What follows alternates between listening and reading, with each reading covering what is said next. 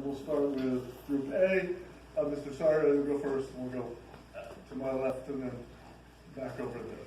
So here's question number 3. All of you will have, each of you will have 45 seconds on this one. It's a big one. What is your plan to end or alleviate the homelessness or street people crisis in the Valley? What are the solutions you would advocate for this council district, and how would you seek to fund them? And then how and how quickly will you decide where the first mayor-required shelter should go in CD-12? Okay, 45 seconds. Okay.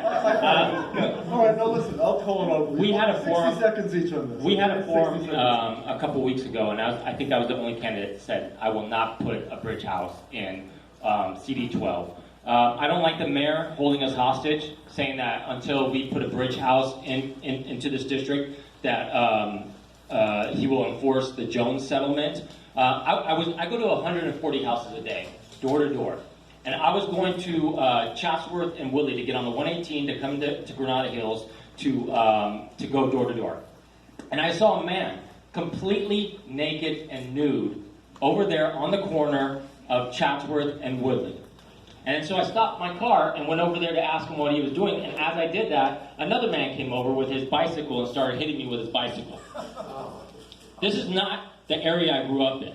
Okay, we need to help. There's a million things we need to do. Prop 47, Prop 57. We need to fight these lawsuits. We need to get a little bit tougher. We need to enforce our laws. There's a million things we need to be doing rather than building just bridge housing and investing in mental health. Thank you. Thank you. Give an inch, they take them off. Again, I mean, look, we need to be compassionate. These aren't fleas we're talking about. We're talking about human beings. We need to be compassionate, and I'm the only person up here that's actually done something about it. I built a 90-bed shelter in the middle of Northridge, worked with the community and the San Fernando Valley Rescue Mission to build that shelter.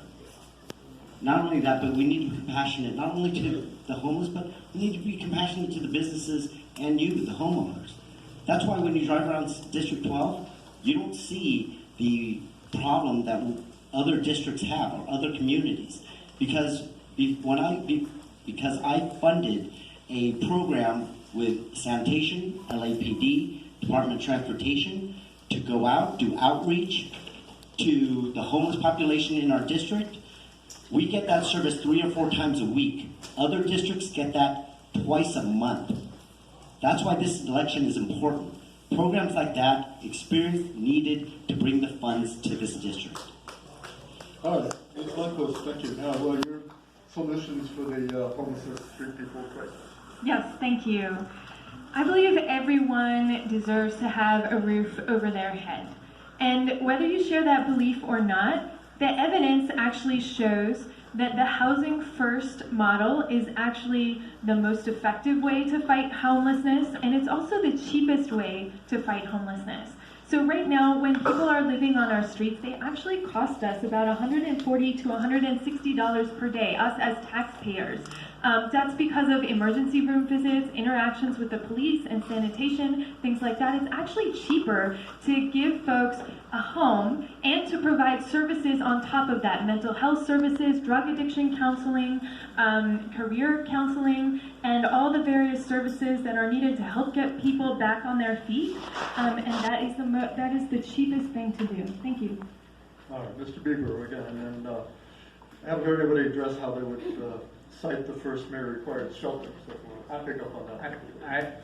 So here's part of the problem, which is that the city is looking at this as a housing crisis.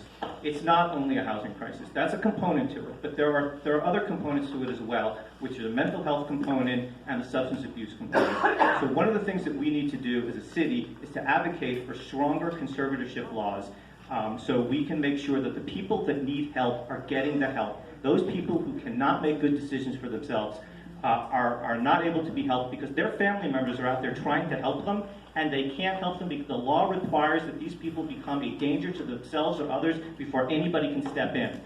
There's many other aspects, so I got my 15 seconds, but we need to strengthen those laws, but we also need to enforce the laws that are on the books because we need to be compassionate to the community. as well as the people on the street. Thank you.